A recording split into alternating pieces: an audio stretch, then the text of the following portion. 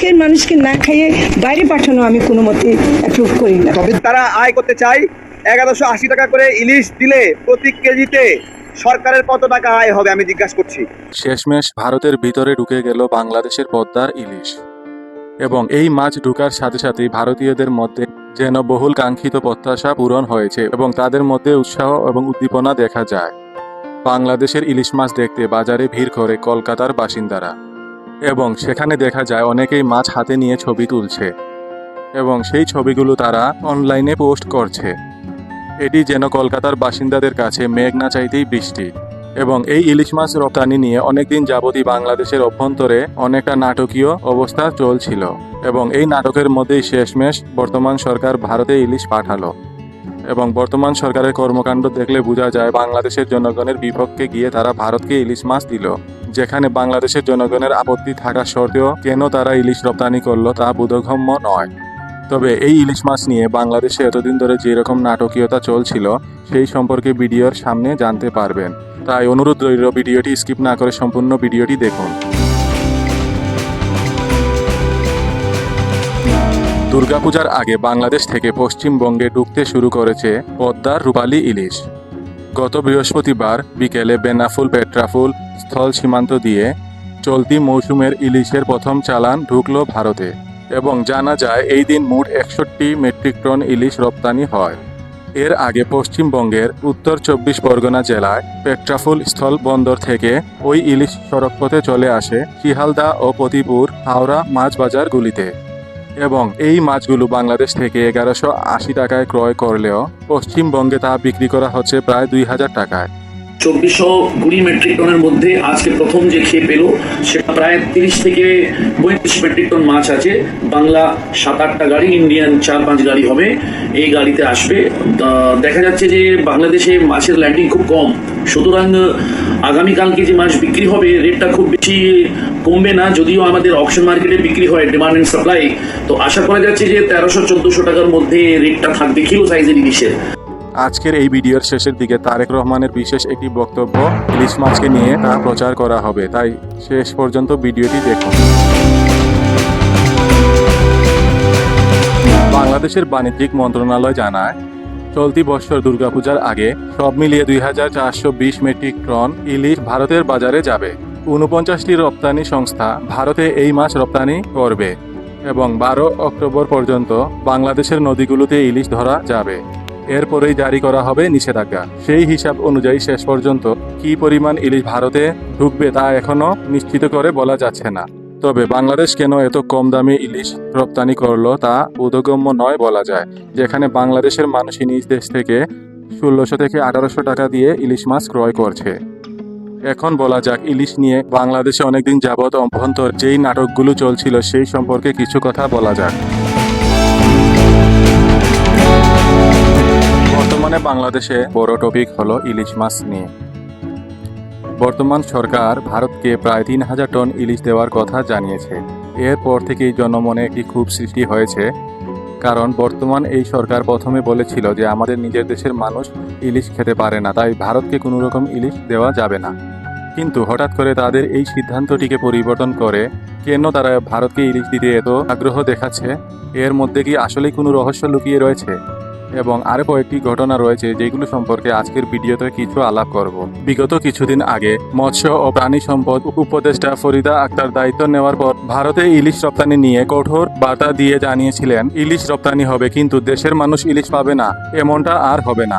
এবং ইলিশ মাছটি একটি বিশেষ মাছ, শুধুমাত্র এটি বাংলাদেশ পাওয়া যায় অথবা বাংলাদেশেই হয়, এবং দেশের মানুষকে না খাইয়ে বাইরে পাঠানো তিনি কোনো মতেই অ্যাপ্রুভ করেন না তিনি।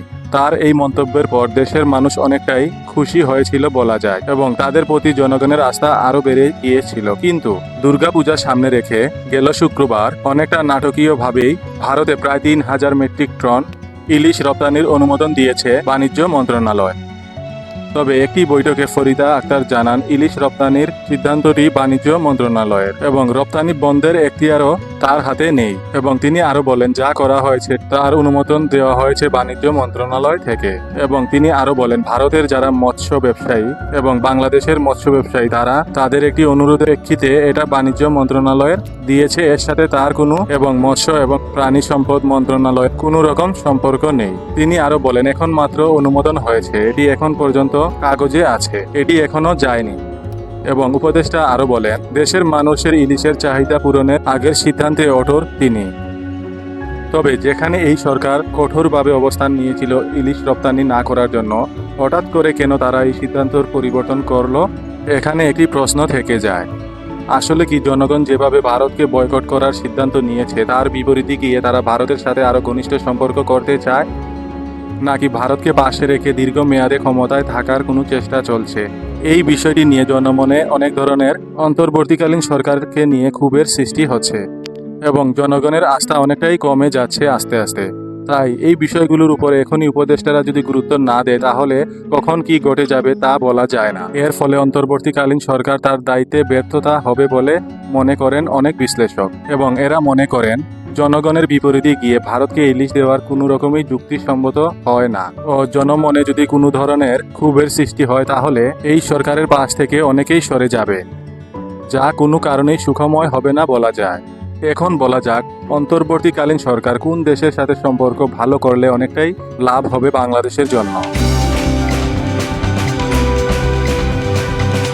আমাদের মধ্যে অনেকেই মনে করে হাসিনা সরকারকে পতনের পিছনে আমেরিকার একটি বিশেষ ভূমিকা রয়েছে। এই বিষয়টি একবারে ভুল ধারণা হিসেবে বলা যায়, কারণ আমেরিকা এবং ভারত তারা দুই দেশই নিজেদের স্বার্থ আগে বিবেচনা করে। এই দুইটি দেশ সম্পর্কে অনেকেই মনে করেন যে তাদের মতো বন্ধু থাকলে শত্রুর কোনো প্রয়োজন হয় না এবং এই দুইটি দেশ একে অপরের স্বার্থ নিয়ে গোপনভাবে কাজ করে যায়। তবে আমেরিকা দক্ষিণ এশিয়া নিজের চোখ দিয়ে দেখে কম, ভারতের চোখ দিয়ে দেখে বেশি। অর্থাৎ বিষয়টা এমন হয় দক্ষিণ এশিয়ার ইজাদারি নিয়েছে ভারত আমেরিকার কাছ থেকে। এই জন্য অনেক ক্ষেত্রেই আমেরিকা ভারতের স্বার্থটি দেখবে আগে এবং ভারত বাংলাদেশ কোনো ধরনের অঘটন ঘটলে আমেরিকা অনেকটাই ভারতের পক্ষ নিবে তা বলা যায় এক কথায়। এই কথাটি বলেন গণপরিষদের প্রধান নেতা তারেক রহমান।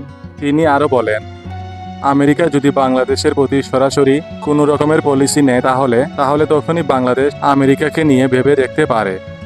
তবে এই দুইটি দেশ বাদ দিয়ে কোন দেশের সাথে বন্ধুত্ব করলে ভালো হবে এবং সম্পর্ক ঘনিষ্ঠ করলে বাংলাদেশের উপকার হবে, সেই দেশটি হলো চায়না। কারণ চায়না কোনো দেশের অভ্যন্তরীণ বিষয় এবং রাজনৈতিক বিষয় নিয়ে কোনো ধরনের হস্তক্ষেপ করে না। তাদের মূল নীতি হলো ব্যবসা। চীন রাজনীতি থেকে বেশি গুরুত্ব দেয় ব্যবসায় এবং বিনিয়োগ, ডেভেলপমেন্ট অথবা ইনোভেশন, এই বিষয়গুলোকে গুরুত্ব দেয় বেশি চীন। এবং যেহেতু চীন ভারত দ্বন্দ্ব লেগে আছে এবং বাংলাদেশ ভারত দ্বন্দ্ব লেগে আছে, এই সব কিছু বিবেচনা করলে চীন হতে পারে উত্তম বন্ধু বাংলাদেশের জন্য। এবং কোন কোন কারণে এটি সম্ভব এই বিষয় নিয়ে আলোচনা করলে ভিডিও অনেক বড় হয়ে যাবে।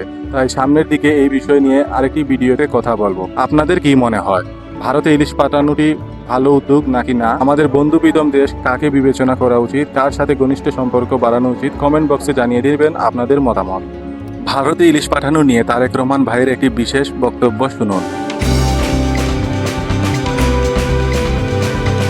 আগ্রাসন বিরোধী সকল যোদ্ধা সহযোদ্ধাকে অনুরোধ করছি, নির্দেশনা দিচ্ছি, যেখানেই এই রপ্তানির ইলিশের ট্রাক আপনারা দেখবেন এটা থামাবেন এবং নাগরিকদেরকে এই 1180 টাকা কেজি ইলিশ পেতে সহযোগিতা করবেন।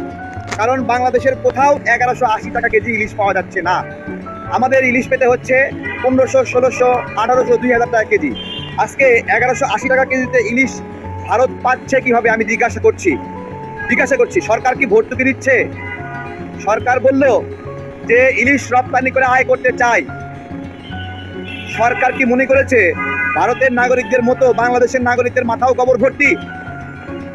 তারা আয় করতে চায়।